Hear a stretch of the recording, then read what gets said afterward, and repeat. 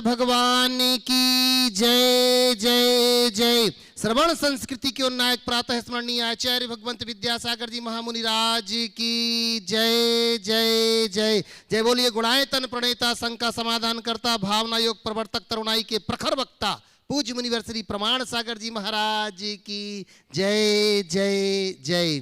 प्रिय बंधुओं, तीर्थराज सम्मेद शिखर की तलहटी गुणायतन परिसर में आयोजित देश के सर्वाधिक लोकप्रिय कार्यक्रम शंका समाधान में जो यहाँ उपस्थित हैं एवं देश विदेश से जुड़े उन सभी श्रद्धालुओं का जो कि पारस चैनल, जनवाणी चैनल एवं प्रामाणिक ऐप के माध्यम से इस कार्यक्रम को सीधा प्रसारण जो देख सुन आनंद ले रहे हैं, उन सभी का मैं गुणायतन और श्री सेवायतन परिवार की ओर से हार्दिक हार्दिक अभिनंदन करता हूं। बंधुओं, यह कार्यक्रम प्रारंभ हो उसके पूर्व सर्वप्रथम अपन चलते हैं पूज्य गुरुदेव के चरणों की वंदना करने के लिए, वह वंदना जो हमारे बंधुओं को कर्म बंधनों को दूर करे। तो आइएगा, भो स्वामी नमोस्तु नमोस्तु नमोस्तु, इक्षामी इक्षामी इक्षामी। बंधुओं, हमें बड़ी प्रसन्नता है, लोगों ने गुणायतन से अपने आप को संबद्ध किया है।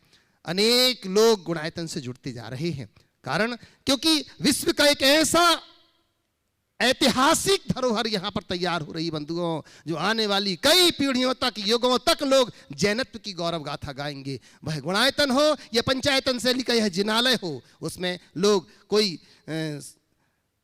अनेक लोग, चाहे वह सदस्य योजना हो या कि निर्माण योजना हो, उससे जुड़ते जा रहे हैं। आज बंधुओं, जो स्तंभ के रूप में जुड़े हुए हैं सूत्रधार से श्रीमान नटवर लाल जी, मफतलाल जी शाह, वीरवाला नटवर लाल जी शाह, राजेश जी शाह मुंबई से, मैं आपसे चाहूंगा कि जोरदार करतल ध्वनि से उनके इस त्याग की अनुमोदना करके तालियां वहां तक पहुंचे, ऐसी तालियों के साथ उनका अभिनंदन कीजिएगा। बंधुओं, निर्माण निधि के रूप में आज जो जुड़े हैं ऐसे श्री नीरज जी जैन सुपुत्र श्री ललित जी जैन इंदौर से, तालियां बजाकर उनका भी अभिनंदन करते हैं। वही बंधुओं, आपको मालूम ही है कि पंचायतन शैली का जो जिनालय बनेगा, उस जिनालय में जो स्वर्ण का कार्य होगा, अनेक लोगों ने स्वर्ण के लिए स्वीकृतियां दी और आज समर्पित भी कर रहे हैं, वह सोना हमारा चमकेगा उस जिनालय में। तो श्री अरुण कुमार जी, आरती जी, भव्य धैर्य वाकलीवाल परिवार नसीराबाद से, जिन्होंने स्वर्ण दान दे करके यह पुण्य अर्जन किया है, उनके लिए भी जोरदार जोरदार ताली बजा करके बहुत बहुत अभिनंदन करते हैं। बंधुओं, आपको विदित ही है, पूज्य आचार्य भगवंत, इस संसार के सर्वश्रेष्ठ आचार्य गुरुवर भगवंत विद्यासागर जी महामुनि राज, जिन्होंने आशीर्वाद दे दिया है पूज्य गुरुदेव को इस वर्ष का वर्षा योग करने के लिए इस गुणायतन में, यह हम सब के लिए पुण्य की ही तो अनुमोदना है। बंधुओं, सोचो, अगर किसी एक स्थान पर महाराज श्री का चातुर्मास होता तो हो सकता है कि सब लोग वहां पर ना पहुंच पाते, पर सम्मेद शिखर एक ऐसा क्षेत्र है जहां ना कि सिर्फ देश अपितु संपूर्ण दुनिया के लोग यहां पर दर्शन करने के लिए आते हैं। एक साथ दो कार्य, जहां सम्मेद शिखर की यात्रा, वहीं पूज्य गुरुदेव के चरणों की वंदना कर, गुणायतन के दर्शन कर वह अपनी यात्रा को पूर्ण करेंगे। बंधुओं, यह कार्य यहां पर संभव हो पाएगा। तो मैं आपसे निवेदन करूंगा, चातुर्मास जो होगा, उस चातुर्मास में जो सिद्धि 108 सिद्धि कलश यहां पर स्थापित किए जाएंगे। बंधुओं, एक बहुत छोटी सी राशि आपको मालूम है, मैं आपसे निवेदन करूंगा अपना अपना एक एक कलश जरूर आरक्षित करा लें, क्योंकि इस वर्ष के चातुर्मास का जो कलश होगा वो बंधुओं आगाज होगा आगामी पंच कल्याणक प्रतिष्ठा का, जो आपके लिए बड़ा ही बहुमूल्य होगा। बंधुओं, तो चलिए चलते हैं अपन पूज्य गुरुदेव के चरणों में शंकाओं के लिए। पर उसके पूर्व आज मेरी दृष्टि पहुंच रही, सामने बैठा हुआ एक ऐसा परिवार यहां पर उपस्थित है, प्रथम शांति धारा करके जिन्होंने सौभाग्य पाया, हमारे गुणायतन के शिरोमणि संरक्षक ललतेश जी के परिवार से आज उनके सुपुत्र, मैं निवेदन करता हूं श्रीमान नितिन जी और उनके पुत्र अनंत भाई यहां पर उपस्थित है। मैं निवेदन करता हूं पूज्य गुरुदेव के चरणों में आए और गुणायतन परिवार इनका अभिनंदन करके हर्षित हो रहा है। निवेदन करता हूं मंच के ऊपर आए और इनका अभिनंदन करने के लिए हमारे गुणायतन के CFO माननीय सुनील जी यहां पर उपस्थित है। मैं कृपया निवेदन करता हूं आए और हमारे श्रोमणी संरक्षक परिवार नितिन जी, अनंत जी का अभिनंदन करेंगे जोरदार जोरदार कलतर ध्वनि से। बंधुओं, ये वो लोग हैं जो गुरुदेव के चरणों का रसास्वादन करते हैं, उनके चरणों की रज को पा करके अपने आप को धन्य मानते हैं, संकेत मिलते ही दुनिया के किसी भी कोने में हो पहुंच जाते हैं। आए और पूज्य गुरुदेव से आशीष पा रहे हैं। पुनः एक बार जोरदार ताली बजा करके हम इनका बहुत बहुत बहुत बहुत अभिनंदन करते हैं। चलिए अब चलते हैं अपन शंकाओं के माध्यम से पूज्य गुरुदेव के चरणों में सम्यक समाधान पा करके। बंधुओं, ऐसा लगता है कि चतुर्थ काल में जो आप समोसरण की परिकल्पना करते थे, वह कर परिकल्पना यहां पर साकार होती है। कहते गणधर के माध्यम से प्रश्न पूछे जाते थे और तीर्थंकर की दिव्य ध्वनि खिरती थी, लोगों तक उनका समाधान मिलता था, ऐसे ही समवसरण रूप यह भगवान स्वरूप पूज्य गुरुदेव हमारे विराजमान हैं। आए उनके चरणों में चलते हैं। और प्रथम शंका के लिए मैं आमंत्रित कर रहा हूं, परिधि जैन खंडवा से हमारे बीच में है और उसके वे तैयार रहेंगे। उसके बाद अर्णव जी खंडवा से।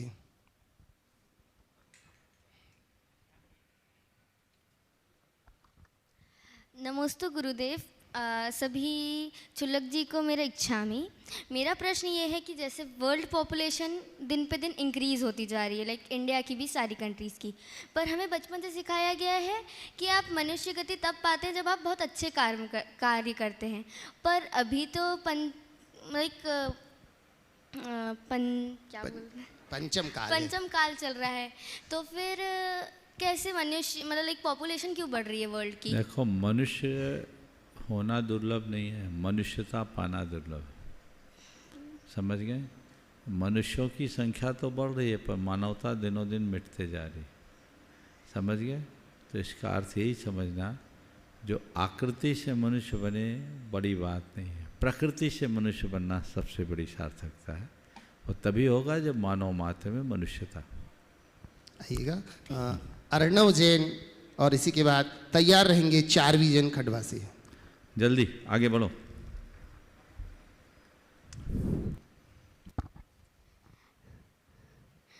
नमस्ते महाराज जी, मेरा प्रश्न ये है कि जो अपने तीर्थंकर है वो सारे राजा महाराजा ही क्यों बने? मतलब अच्छा सवाल। तो जितने भी तीर्थंकर वे राजा महाराजा ही क्यों बने? नहीं, जो आज तीर्थंकर बने वो राजा महाराजा नहीं बने। हम थोड़ा पीछे जाएं तो पाएंगे कभी कोई कुक्कुट था, मुर्गा था, मरकट था, बंदर था, वो आगे चलकर ऋषभदेव बना। कभी कोई पुरुरवा भील था, फिर शेर बना, वही महावीर बना। कभी कोई हाथी था, वही आगे बढ़ा सो पारसनाथ बना।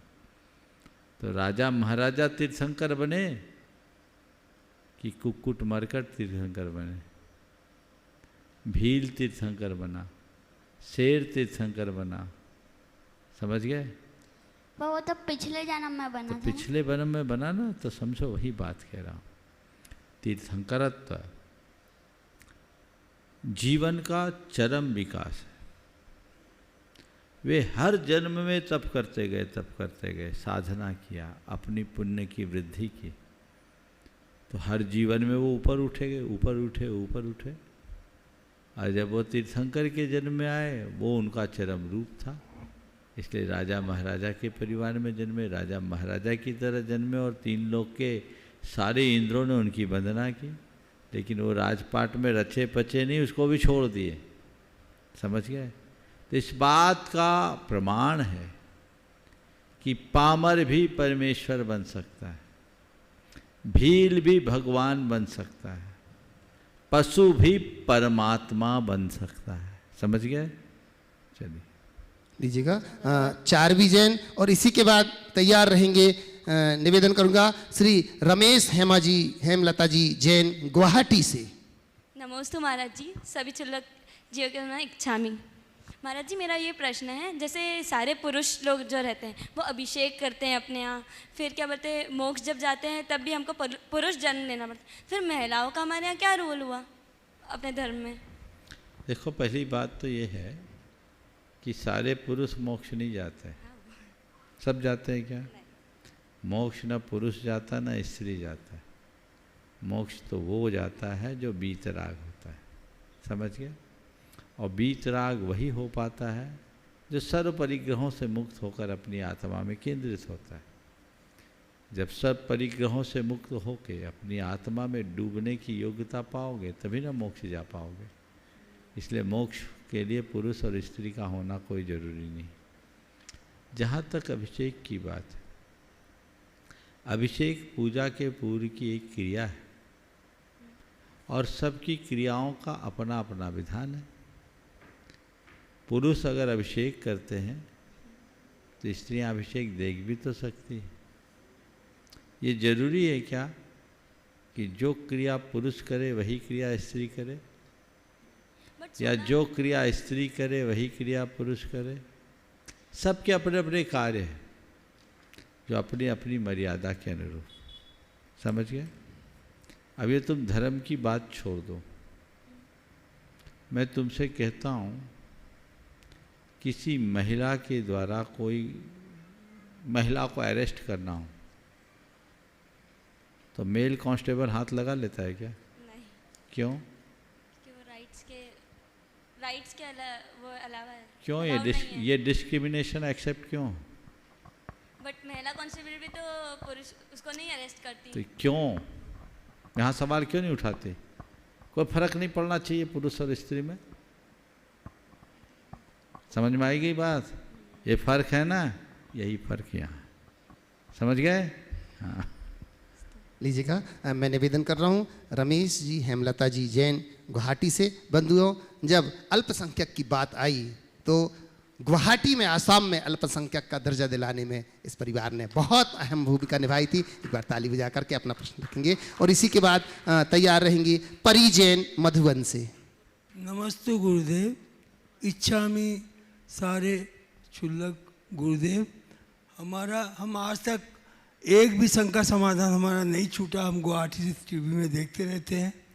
हम खाली आज यहाँ आने का मौका मिला तो हम आगे आके बैठ गए कि हम गुरुदेव को पास से देखेंगे, सुनेंगे। ये हमारा सौभाग्य है। ये हमारा जो भी दर्शनानुबंधी कसाय का बंद है वो छूट जाता है और गुरुदेव के दर्शन होते हैं। मैं एक प्रश्न यही करूँगा कि मेरी 76 साल की उम्र हो गई, मेरी पत्नी 71 साल की है। ये इतने लंबे समय से मैं अभी भी कार्यरत हूँ और मेरा अनुभव ये है कि जिसे जो मैं अपना मानता हूँ, मेरा अपना है, मेरा है, यही मेरे दुखों का कारण है, ऐसा मुझे अनुभव होता है। क्या गुरुदेव ये सच है? अच्छा अनुभव है, फिर भी वही कर रहे हो। नहीं उस अनुभव से पाठ पढ़ो। नहीं, उस अनुभव से मैं दूर जाना चाहता हूँ गुरुदेव। बस तो जो अपना है, मेरा मैं हूँ, उसे पहचानो और जो आप हो उसे संभालो। अभी तो अगल बगल वाले को संभाल रहे हो, एक दूसरे को संभालने में लगे हो। जब अपने को संभालने में लगोगे न, तभी जीवन की सार्थकता होगी। और लक्ष्य यही रखो कि मेरा अंत अपने स्वरूप के बोध के साथ समाधि मरण पूर्वक हो। नमस्ते गुरुदेव, नमस्ते गुरुदेव, नमस्ते गुरुदेव। आए प्रतिभा स्थली की बालिका परी जैन मधुबन से और उसी के बाद तैयार रहेंगे पक्ष जैन मधुबन से। ओ महर्षि के चरणों में त्रिवार नमोस्तु। क्षुल्लक महाराज जी को इच्छामि। महर्षि, मेरा प्रश्न ये है कि भगवान खड्गासन और पद्मासन दोनों में ही होते हैं और हम दोनों को ही पूछते हैं, लेकिन महर्षि उन दोनों का प्रभाव क्या और उनमें अंतर क्या है? देखियो, मोक्ष जाने के दो आसन है, खड्गासन या पद्मासन। इसलिए हम भगवान को विराजमान करते हैं तो खड्गासन में भी कर देते हैं, पद्मासन में भी कर देते हैं। इसका कोई अलग अलग प्रभाव नहीं है कि पद्मासन का ज़्यादा प्रभाव है खड्गासन का काम। खड्गासन भगवान के ध्यान मुद्रा का प्रतीक है और पद्मासन उनके समूह शरीर में विराजमान होने की मुद्रा का द्योतक है। दोनों में जहाँ भी हम अपना ध्यान लगाएं, भगवान की उस बीच रागता पर अपनी दृष्टि दौड़ाएं, हमें बराबर लाभ मिलता है। नमोस्तु महाराज जी, नमोस्तु। आए पक्ष जैन मधुबन से और इसी के बाद निवेदन करूंगा मैं डॉक्टर शरद जी गोधा। महाराज जी के चरणों में नमोस्तु नमोस्तु नमोस्तु। क्षुल्लक जी महाराज जी के चरणों में इच्छामि इच्छामि इच्छामि इच्छामि। महाराज श्री, मेरा प्रश्न ये है कि महावीर भगवान जी का सिद्धांत है जियो और जीने दो, तो उसका अर्थ क्या है? मैं अपने दोस्तों को उसका अर्थ कैसे समझा सकता हूँ? बहुत अच्छा सवाल। जियो और जीने दो, इसका मतलब हमारा जीवन हमको प्रिय है न? हर प्राणी जीना चाहता है, कोई मरना नहीं चाहता। सबको सुख अच्छा लगता है, दुख किसी को अच्छा नहीं लगता। तो जैसे हम अपने जीवन को अच्छा मानते, मरण को बुरा, सुख को अच्छा, दुख को बुरा, वैसे सभी प्राणी भी अपने जीवन को अच्छा मानते, बुरा मरण को बुरा। सब जीना चाहते, मरना कोई नहीं चाहता। तो जैसे हम जीना चाहते वैसे संसार के दूसरे प्राणी जीना चाहते। जैसे हम मरना नहीं चाहते वैसे संसार के दूसरे प्राणी भी नहीं मरना चाहते। इसलिए हमारा काम है हम जिए और दूसरों को भी जीने दें, किसी को मारे नहीं, अहिंसा का पालन करें। शरद जी गोधा, डॉक्टर शरद जी गोधा और इसी के बाद मैं निवेदन करूंगा हमारे बीच में हमारे गुणायतन में जो अनेक वर्षों से सेवाएं दे रहे हैं माननीय राजकुमार जी की सुपुत्री और दामाद यहाँ पर उपस्थित हैं, करण जी, रूना जी, ऋषित जैन वाराबंकी से।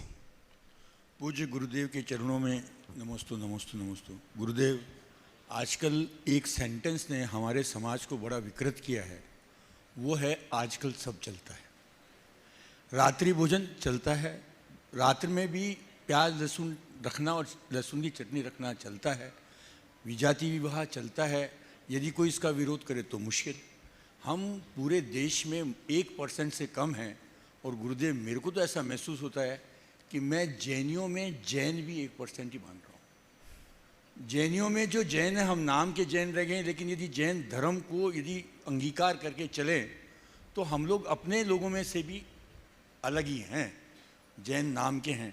गुरुदेव, ऐसी स्थिति में कैसे जैनत्व आगे बढ़ेगा और कैसे हम लोग अपने लोगों में ही जैन कहलाएंगे, ये मैं आपसे जानना चाहता हूँ। बहुत ही गंभीर सवाल आपने उपस्थित किया। सब चलता है कहकर लोग धर्म को ही चलता कर रहे हैं, ये कतई उचित नहीं है। ये सब हमारी निष्ठा की दुर्बलता का द्योतक है। अपनी निष्ठा को जगाना चाहिए। जब हम अपने इतिहास को पलटकर देखते हैं तो विषमतम परिस्थितियों में भी लोगों ने जैन धर्म का पालन किया, दृढ़ता से पालन किया। आज के संदर्भ में मैं एक प्रसंग जरूर आप सबके सामने कहूँगा। जब मैं तमिलनाडु का इतिहास पढ़ रहा था, तमिलनाडु कभी जैनों के से बड़ा समृद्ध राष्ट्र था। कहते तमिल साहित्य से अगर जैन साहित्य को हटा दिया जाए तो वहाँ कोई साहित्य ही नहीं बचेगा। आचार्य भद्रबाहु के बाद तो उस तमिलनाडु में आचार्य कुंद आदि वहाँ हुए, महान महान आचार्य हुए। कभी जैनों का बाहुल्य था, समय काल की परिस्थितियों के अनुरूप वहाँ से जैनों का विध्वंस हुआ। एक घटना की तरफ मैं आप सबका ध्यान आकृष्ट करना चाहूँगा। लगभग 14वीं-15वीं शताब्दी की बात है, उससे और थोड़े आगे पीछे। एक राजा था महेंद्र बर्मन। वो बड़ा दुष्ट प्रवृत्ति का राजा था। उसने एक जैन कन्या से विवाह करने का भाव रखा। जैनी कोई भी उस दुष्ट राजा को और दुराचारी राजा को अपनी कन्या देना नहीं चाहते थे। उस समय के लोगों के साहस की सराहना करनी चाहिए। जब राजाज्ञा ऐसी हुई तो दरबार में कहा गया कि ठीक है, आपको कन्या लेना है, हम देंगे, लेकिन ऐसे नहीं, अमुक स्थल पर विवाह मंडप होगा, वहाँ आप आइए, आपको कन्या उपलब्ध मिलेगी। राजा तो बावला हो रखा था। वह विवाह मंडप पर पहुंचा, वहाँ एक भी व्यक्ति नहीं था। मंडप में एक कुतिया बंधी हुई थी, उससे गले में एक पर्ची लिखी थी, कोई भी जैन कन्या आप जैसे दुष्ट राजा के साथ विवाह करने को तैयार नहीं है, अतः आप चाहो तो मुझसे अपना विवाह रचा सकते हो। जैसा लिखा वो मैं आपको बता रहा हूँ। आप सोच सकते हैं एक राजा के साथ इस तरह का प्रसंग, घटना कितना खतरनाक हो सकता है। राजा क्षुब्ध हो उठा और उसी दिन उन्होंने जैन धर्म को राष्ट्रद्रोह घोषित कर दिया। हजारों मुनियों का कत्लेआम हुआ, सूली पर चढ़ाया गया। 5000 मुनियों को एक साथ सूली पर चढ़ाया। प्रवृत्तियां उसकी पहले से थी ऐसी। जैन धर्म के पालन करने वाले को प्राण दंड देना शुरू कर दिया। अगर कोई रात्रि भोजन नहीं करता, दिन में खाता, कोई पानी छानता दिख जाए तो उसके साथ ऐसा दंडात्मक प्रावधान किया जाता था। उस समय वहाँ एक श्रावक थे वीरसेन।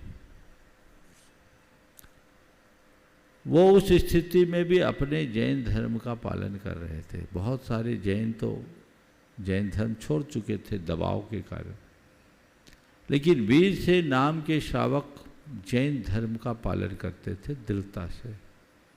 एक रोज वो पानी छानते हुए पकड़े गए।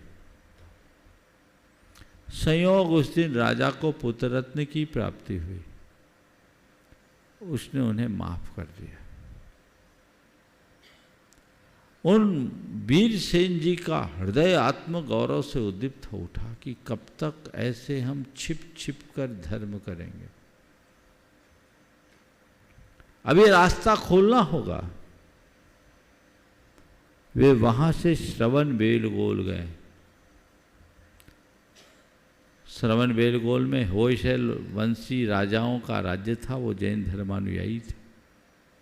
वहाँ उन्हें संरक्षण मिला। वहाँ उनने शास्त्रों का अध्ययन किया, मुनि बने, नाम पड़ा वीरसेन। और मुनि बनकर वो सीधे तमिलनाडु आए। मन में संकल्प लिया 100 लोगों को जैन बनाकर ही आहार ग्रहण करूंगा। उनके प्रभाव से वे लोग जिन्हें जैन से अजैन बना दिया गया था, वापस सब जैनत्व की ओर मुड़ने लगे। और आज तमिलनाडु में नैनार के नाम से उन्हें जाना जाता है। नैनार जैन जो हैं वे सब उसी के वंशज है, उसी परंपरा के। मधुबन में तमिलनाडु भवन जो बना है वो वहाँ के नैनार जैनों के द्वारा बना है और बड़ी समर्पित श्रद्धालु कट्टर जैन है। मैं ये प्रसंग आप लोगों को इसलिए सुना रहा हूँ कि देखो, जब प्राणों की आ पड़ी थी तब भी उनने अपना धर्म निभाया। आज सब प्रकार की अनुकूलता है, फिर तुम धर्म को त्याग रहे हो, तो तुमसे बड़ा अभागा और कौन होगा। कैसी भी परिस्थिति क्यों ना हो, हमारी मूलभूत निष्ठा खंडित नहीं होनी चाहिए। ये तो मुझे करना ही, इसमें मेरी पहचान है। अपनी पहचान खोकर तुम दुनिया की विरासत भी पालो तो वो सब व्यर्थ है।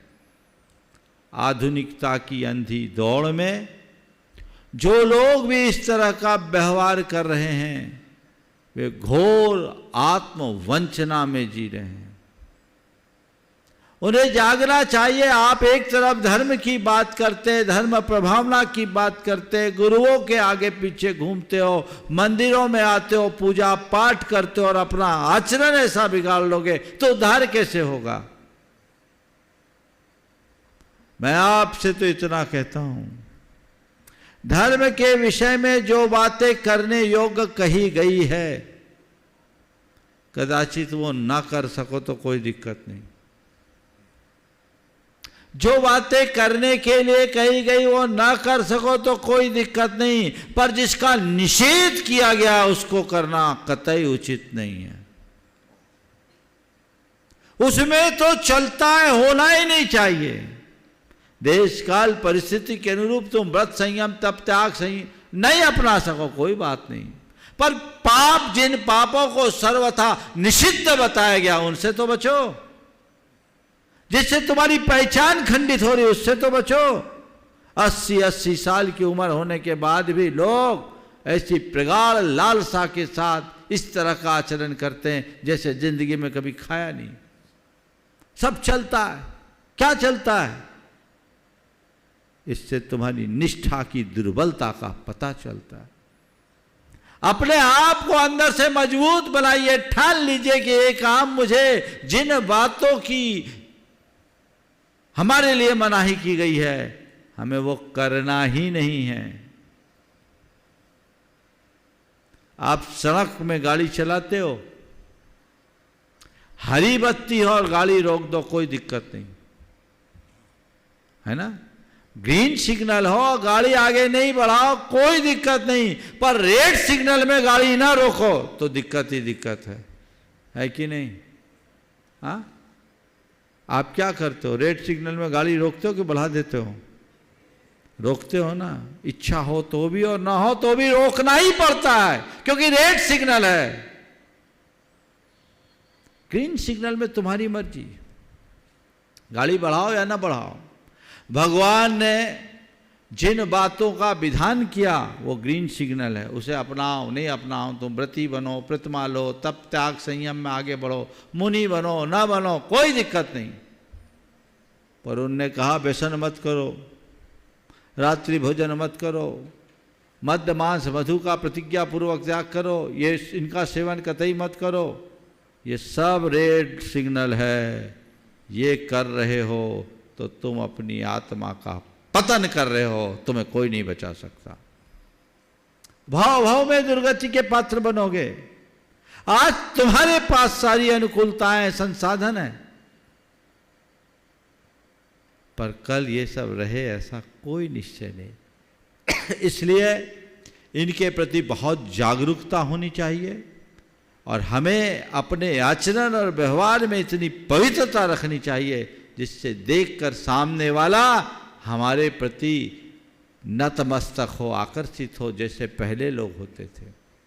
चलता है कैसे? आपने कहा पूरे देश में 1% से कम हमारी आबादी है और उसमें सच्चे जैनी तो और भी कम है। हालांकि मैं आपके इस आंकड़े से संतुष्ट नहीं हूँ। सच्चे जैनी आज भी ज़्यादा है।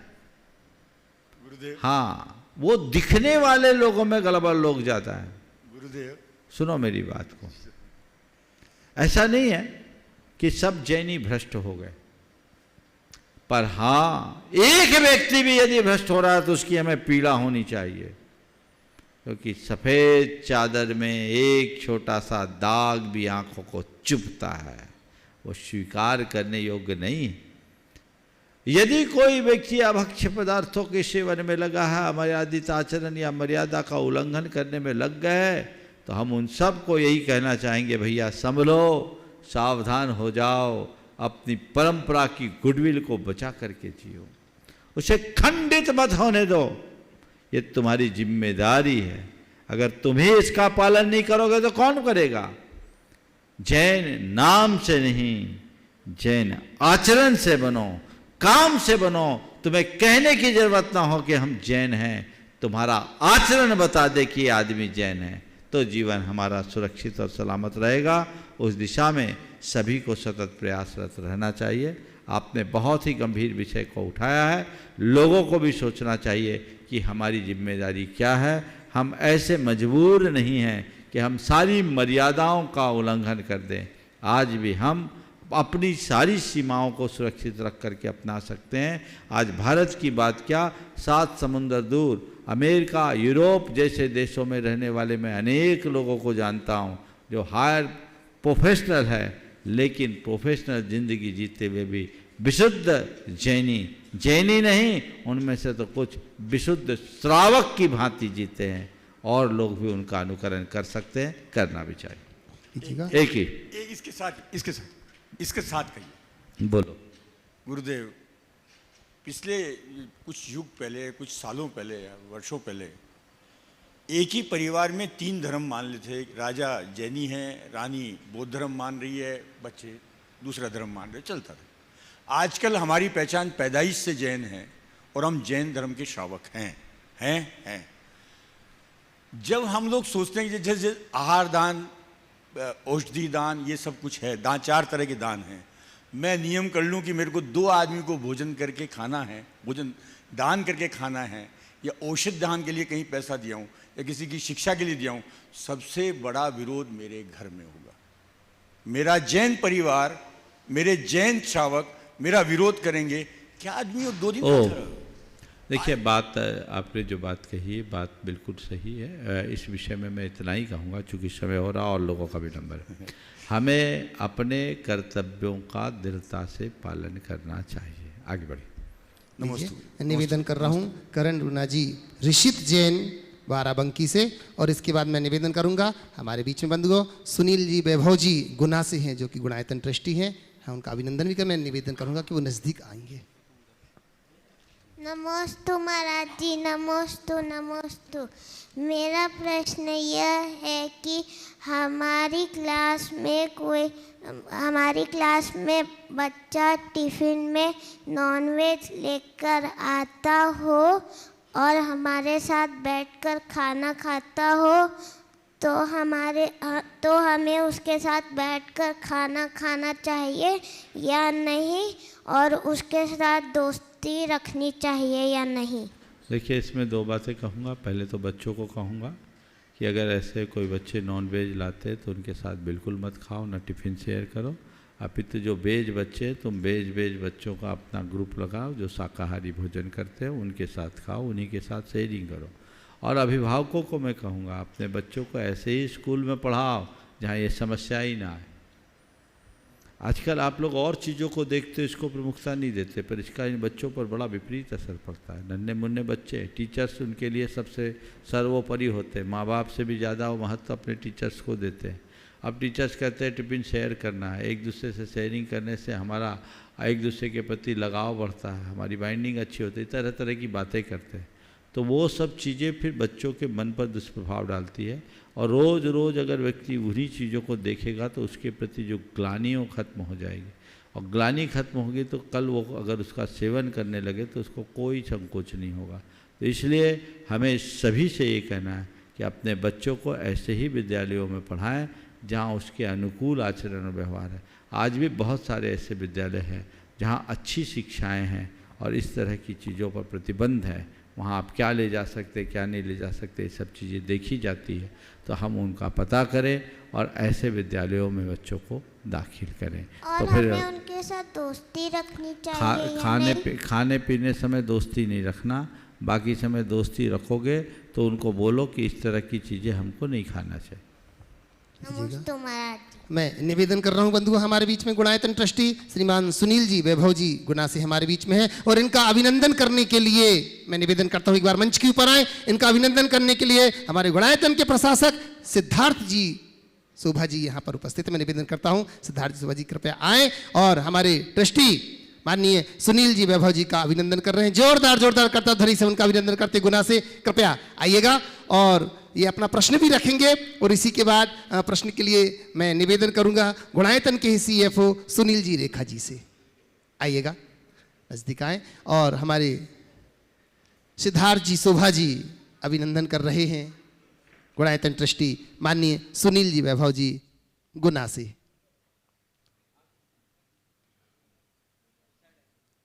आइएगा, जोरदार कलतर ध्वनि से हम इनका अभिनंदन करते हैं बंधुओं। और सुनील जी अपना प्रश्न रख रहे हैं।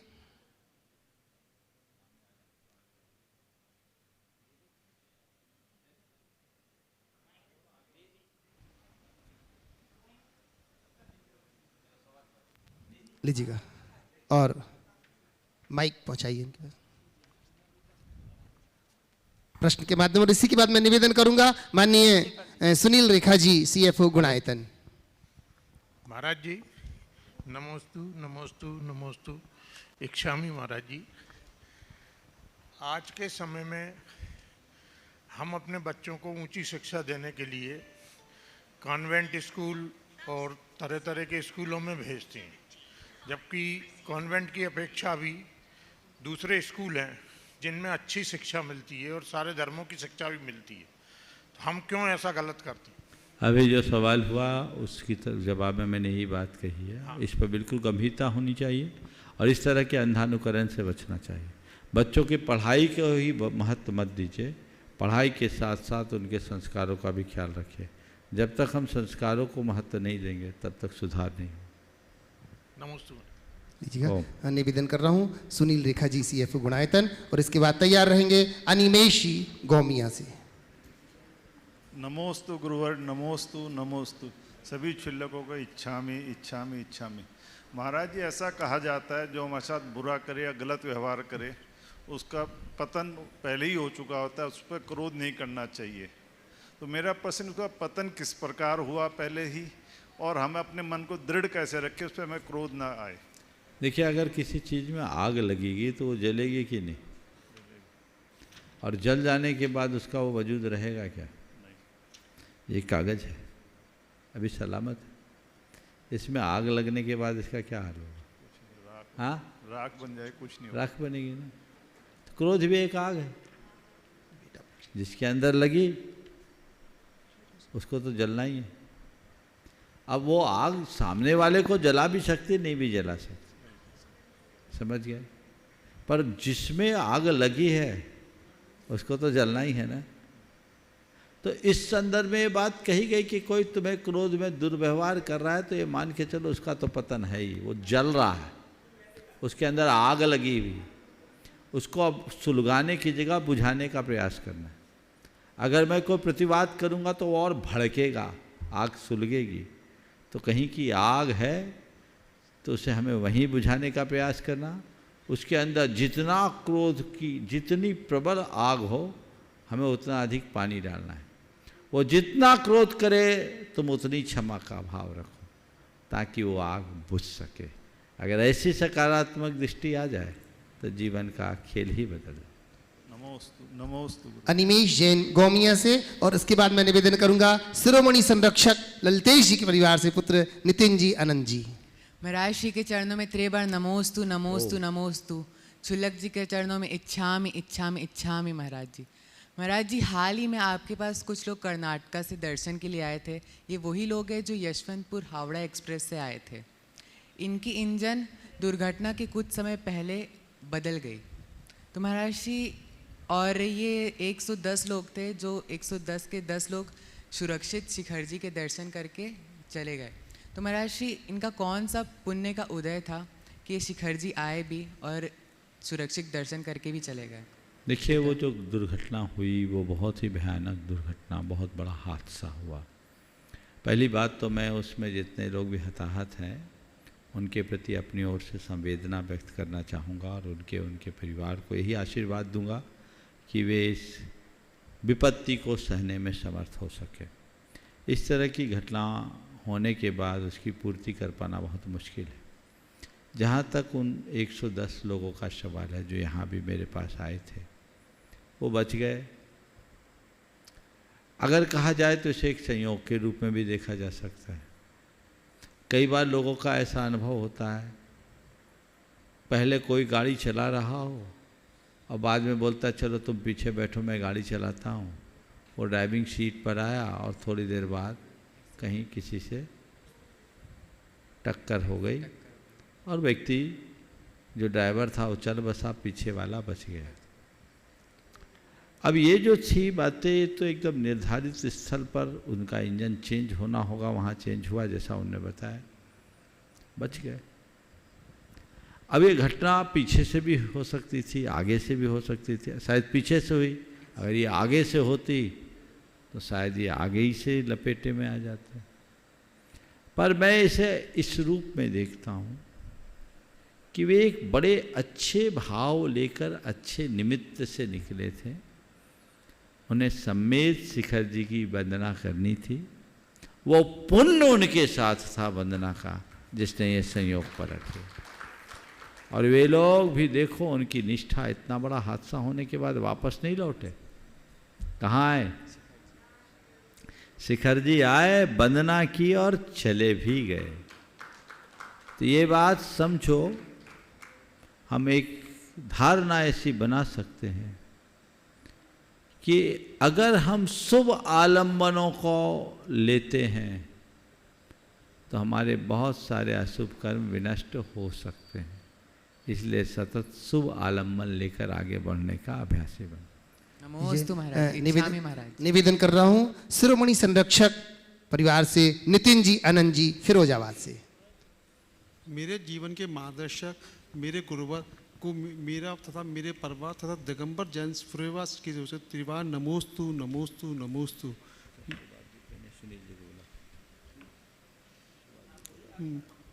गुरुदेव, मेरी शंका यह है कि मृत व्यक्ति के मुंह में मरते वक्त सोना रखा जाता है।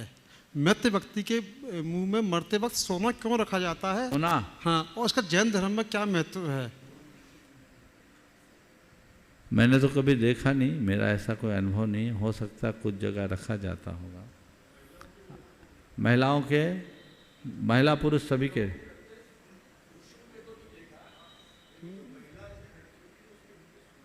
मुंह के अंदर अगर सुहागिन होती तो कि अच्छा,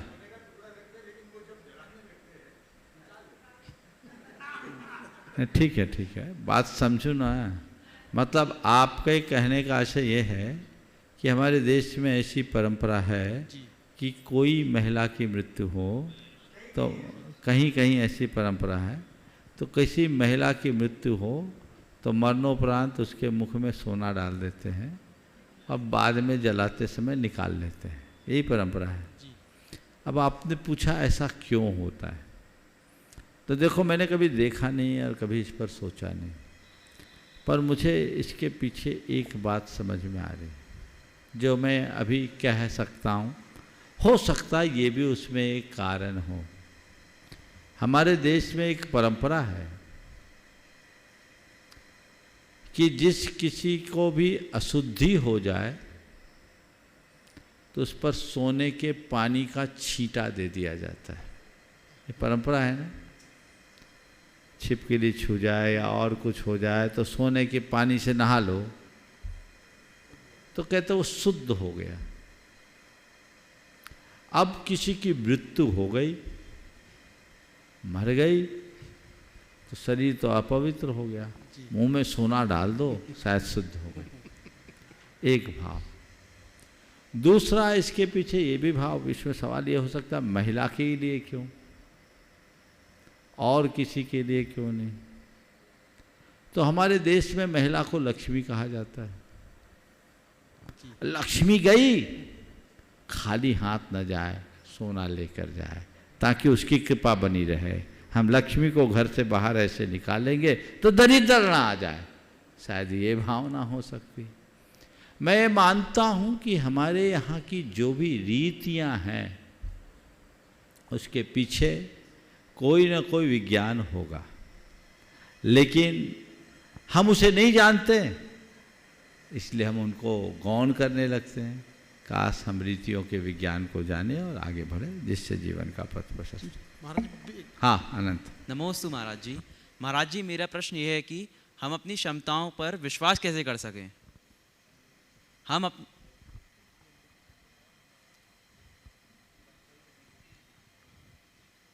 शिरोमणि संरक्षक परिवार ललतेश जी का फिरोजाबाद से अपना प्रश्न रख रहा है, बोलिए बेटा। नमोस्तु महाराज जी। महाराज जी मेरा प्रश्न यह है कि हम अपनी क्षमताओं पर विश्वास कैसे कर सकें। हम अपनी शंकाओं पर विश्वास, क्षमताओं पर विश्वास कैसे कर सकें।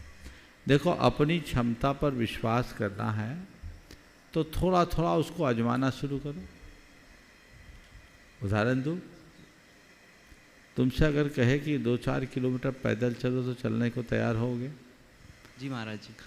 कहोगे मेरे वश का नहीं है, गाड़ी लाइए, मेरे से नहीं चला जा सकता। लेकिन जब पर्वत पर चलना हो तो वंदना करना है तो मुझे करना ही है, सोच के आया हूँ वंदना करके जाऊँगा। कैसे चढ़ जाते हो ऊपर? जो व्यक्ति कहता है मुझसे 1 किलोमीटर चलना मेरे बस की नहीं है, वो इतनी बड़ी पहाड़ी कैसे चढ़ जाता है? संकल्प के बल।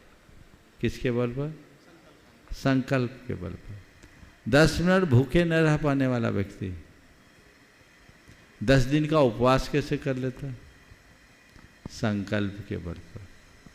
तो हम अपनी क्षमताओं को धीरे धीरे साकार कर सकते हैं, और जो जो हम क्षमताओं को साकार करेंगे हमारा विश्वास अपने आप बन सकता। नमोस्तु महाराज जी।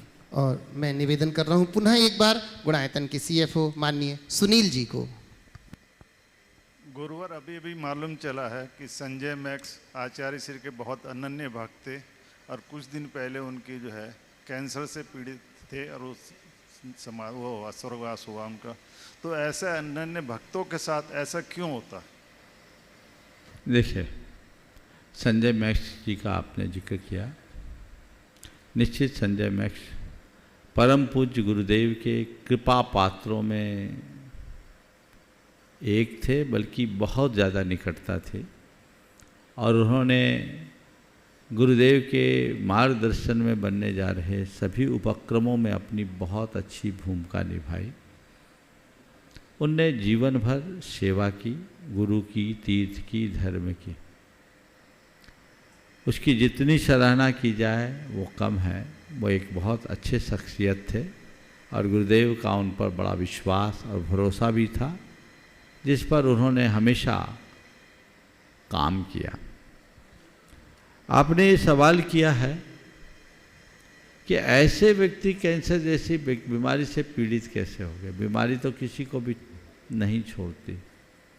धर्मी व्यक्ति के ऊपर भी बहुत सारे उपद्रव होते हैं, उपसर्ग होते हैं। भगवान पारसनाथ ने तो 10 भव तक कोई पाप नहीं किया, फिर भी उनके ऊपर इतना भयानक उपसर्ग आया, उसको नकारा नहीं जा सकता। ये तो कर्म का संयोग था। लेकिन संजय मैक्स के विषय में मैं कहूँगा, भले बीमारी आई पर उन्होंने बीमारी से हार नहीं माना, बीमारी को हरा दिया। आपको पता होना चाहिए, उनका मरण नहीं हुआ, उनकी संलेखना हुई। गुरु चरणों में सारे मोह भाव को त्यागते हुए नमोकार जपते जपते 2-3 दिन 4 दिन हुए शायद, 8:43 पर शाम को उनका समाधि मरण हुआ, जो इस बात का प्रमाण है कि उनने जीवन भर जो गुरु सेवा की उसका फल प्राप्त कर लिया है, और लोगों को भी सीख लेना चाहिए। बाकी जीवन के संयोगों के विषय में कुछ नहीं कहा जा सकता, किसी के साथ भी कोई भी संयोग हो सकता है, लेकिन अच्छा करने वाले को अच्छा फल अवश्य मिलता है।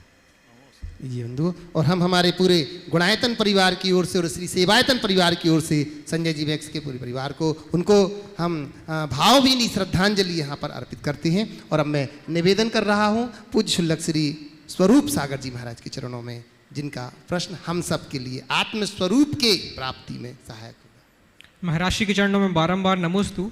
महाराज जी, बहुत से ऐसे तीर्थ क्षेत्र हैं विशेष रूप से दक्षिण भारत में जिनका बहुत ऐतिहासिक महत्व है, लेकिन वर्तमान में वो कुछ उपेक्षित हैं। हो सकता है वहाँ समाज कम हो या यात्री कम जाते हैं। बहुत से ऐसे क्षेत्र संरक्षित भी हैं लेकिन उपेक्षित हैं। तो महाराज जी, जैन श्रावक के तौर पे या जैन तीर्थयात्री के तौर पे हमारा उनके प्रति क्या कर्तव्य होना चाहिए? देखिए, हम सभी, आपने बहुत अच्छी बात पर ध्यान आकर्षित किया।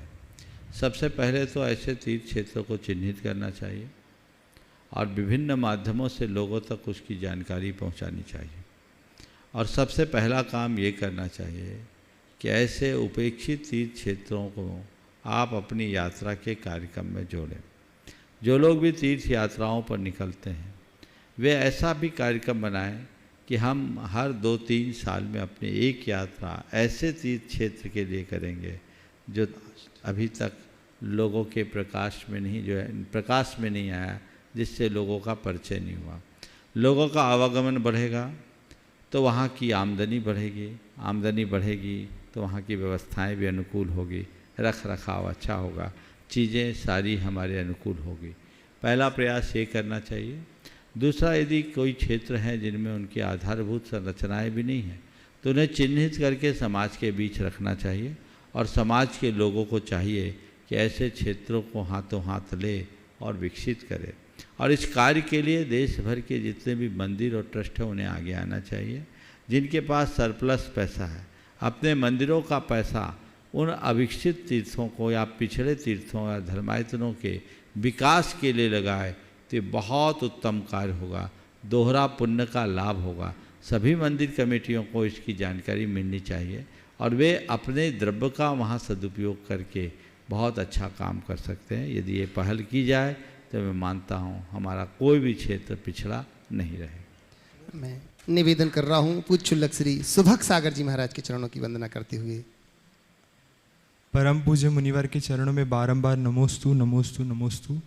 महाराज जी, कुछ दिन पूर्व एक माँ ने अपनी भावना व्यक्त की थी कि वो अपने बच्चे को मुनि संघ में या शिखर जी क्षेत्र में इसलिए ले आई है कि ये सानिध्य उस बच्चे के लिए संस्कार का काम करे। तो महाराज जी, आपके श्री चरणों में निवेदन करते हैं कि आपके माध्यम से उन सभी माता पिता को ऐसा संदेश प्राप्त हो कि वो भी अपने बच्चों के लेकर ऐसे संग सानिध्य में ले जाए ताकि वो भी संस्कारित हो और ये भी उनके लिए कल्याणकारी हो, यही भावना बात है। नमस्ते। देखिए, बहुत ही अच्छी बात आपने कही। आजकल पहले तो ऐसा होता था कि घरों में भी संस्कार मिलते थे, बच्चे पाठशालाओं में भी पढ़ते थे, लेकिन आजकल जो पढ़ाई का सिस्टम है वो ऐसा जटिल हो गया कि बच्चों को किसी भी प्रकार का समय नहीं मिलता और संस्कार भी नहीं मिलते। फिर उच्च शिक्षा में पढ़कर आते हैं और सीधे नौकरी पेशा बन जाते हैं, अपने काम में लग जाते हैं या विवाह के बंधन में बंध जाते हैं। तो उनके अंदर जो धार्मिक संस्कार होने चाहिए और सामाजिक सरोकार होना चाहिए वो सब छूट जाते हैं, वो ख़त्म हो जाते हैं। धर्म अधर्म से वो बिल्कुल शून्य होते हैं। तो धीरे धीरे धीरे धीरे वे धर्म से भी विमुख हो जाते हैं। उन्हें बहुत सारी बातें जो तार्किकता के साथ लोगों के द्वारा बताई जाती वही अच्छी लगने लगती, क्योंकि जब फाउंडेशन मजबूत ना हो तो स्थिरता बहुत कठिन होती, ऐसी स्थितियाँ बनने लगती। तो उससे बचने का एक ही उपाय है। मैंने अनेक बार कहा कि अगर आप अपने बच्चों के भविष्य को अच्छा बनाए रखना चाहते हैं तो बच्चों की उच्च शिक्षा संपन्न करने के बाद कम से कम 1 साल उन्हें गुरुओं के पास रखो। लड़कियां आर्यिकाओं के पास और लड़के मुनियों के पास। साल भर अगर मुनियों के पास, गुरुओं के पास रहकर वो धर्म की शिक्षा अंगीकार कर ले, जीवन में कभी पथ भ्रष्ट नहीं होंगे, उनके जीवन की सतत उन्नति हो। और उन्हें बड़े वैज्ञानिक तरीके से उनको कुछ इस तरह के कार्यक्रम से जोड़ा जाए जिसमें बड़ा बदलाव हो सकता है। मैंने अनेक बार बोला, वे माँ बाप धन्य हैं जिनके बच्चे ऐसी रुचि जगा कर ऐसा समय बिताते हैं। मैं आपसे कहता हूँ साल भर ना हो तब कम से कम महीना 2 महीना तो होना चाहिए। और इन बच्चों के लिए कुछ समय समय पर क्रैश कोर्स होना चाहिए जिससे वो चीज़ों को ठीक तरीके से समझ सके। सत्संगति में रहेंगे तो जीवन में आमूल चूल परिवर्तन होगा, जो उनके उत्कर्ष का आधार बनेगा, जो उनके उन्नति में निमित्त बनेगा। ये प्रयास सभी को करना चाहिए। अगर आपने करना शुरू कर दिया तय मानना आपकी पीढ़ियाँ सुरक्षित हो जाएगी। पर कई लोगों को लगता है डर कि महाराजों के पास भेजे तो मामला गड़बड़ हो जाएगा, महाराज प्रभावशाली हैं, पावरफुल हैं, कहीं महाराज के चक्कर में आ गया तो एक ही है। अरे ऐसे कोई बच्चे चक्कर में आते नहीं, और यदि कदाचित आ गया तो तुम्हारा भी चक्कर मिट जाएगा। क्यों चक्कर में पड़े हो? आगे बढ़ो, धर्म और परंपरा को समझो। आजकल जिस तरह की टेंडेंसी डेवलप हो रही है उसमें बच्चे भले कहते हैं बच्चा हम, माँ बाप भले कहते हैं बच्चा हमारा है, पर आगे चलकर बच्चा माँ बाप का भी नहीं रह पाता। यदि उसमें संस्कार है तभी बेटा तुम्हारा हो पाएगा। संस्कार खो जाने के बाद तो वो भी नहीं होगा। इसलिए सभी को चाहिए कि अपने बच्चों के संस्कारों को पुनर्प्रतिष्ठित करिए, जागृत रखिए। अपने कुल में धर्म की ज्योत को जीवंत रखना चाहते हैं तो ये बहुत उत्तम प्रस्ताव है। इस प्रस्ताव पर सबको गंभीरता से ध्यान रखना चाहिए और उस दिशा में आगे बढ़ना चाहिए। यही एक माध्यम है जिससे बच्चे अपने जीवन को संभाल सकेंगे। अन्यथा क्या होता है, वो आते हैं, शादी विवाह भी होती है तो या तो आपस में तलाक हो जाती या व्यसन बुराइयों के शिकार हो जाते हैं, पथ भ्रष्ट हो जाते हैं।